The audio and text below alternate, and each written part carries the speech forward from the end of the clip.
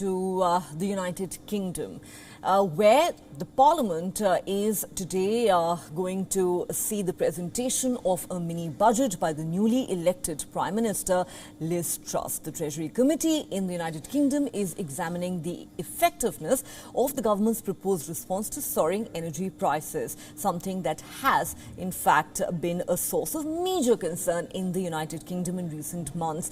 During the discussion, MPs are expected to question whether the government's energy price guarantee plan, under which household energy prices will be frozen, goes far enough. It should be.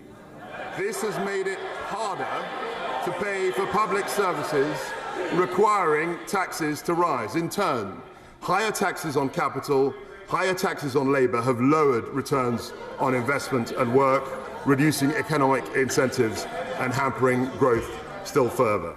This cycle has led to the tax burden being forecast to reach the highest levels since the late 1940s, before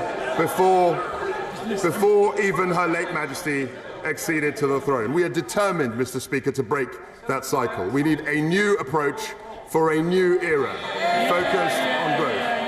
Our aim over the medium term is to reach a trend rate of growth of 2.5%. And our plan, Mr. Speaker, is to expand the supply side of the economy through tax incentives and reform. That is how we will deliver higher wages, greater opportunities, and crucially, Mr. Speaker, fund public services now and into the future. That is how we will compete successfully with dynamic economies around the world.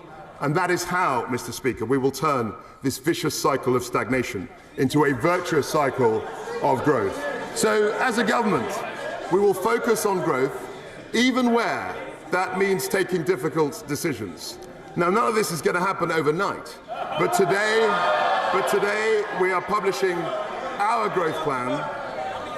Today we are publishing our growth plan that sets out a new approach for this new era, built around three central priorities: reforming the supply side of the economy, maintaining a responsible approach to public finance, and cutting taxes to boost growth. Mr. Speaker, the UK today has the second lowest debt-to-GDP ratio of any G7 country. In due course, we will publish a medium-term fiscal plan setting out our responsible fiscal approach more fully, including how we plan to reduce debt as a percentage of GDP over the medium term. And the OBR, Mr. Speaker, will publish a full economic and fiscal forecast before the end of the year, with a second to follow in the new year. Fiscal responsibility remains essential for economic confidence, and it is a path we are committed to. Today we are publishing costings of all the measures the government has taken, and those costings will be incorporated into the OBR's forecast in the usual way. The House should note that the estimated costs of our energy plans are particularly uncertain given volatile energy prices, but based on recent prices, the total cost of the energy package for the 6 months from October is expected to be around £60 billion. We expect the cost to come down as we negotiate new long-term energy contracts with suppliers. And in the context of a global energy crisis, Mr. Speaker, it is entirely appropriate for the government to use our borrowing powers to fund temporary measures in order to support families and businesses. That's exactly what we did during the COVID-19 pandemic. A sizable intervention was right then, and it is right now.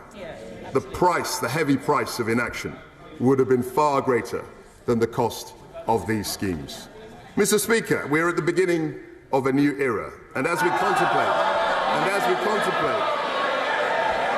right, a new era,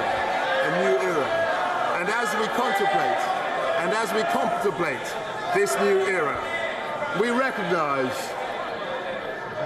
recognise, Mr. Speaker, that the Chancellor of the Exchequer there presenting the much-anticipated mini-budget in the UK Parliament. This comes at a time when the United Kingdom is facing its worst economic crisis in decades, and the newly elected Prime Minister Liz Truss has promised to take sweeping economic measures to ensure relief for average residents who have been affected as a result of this recession.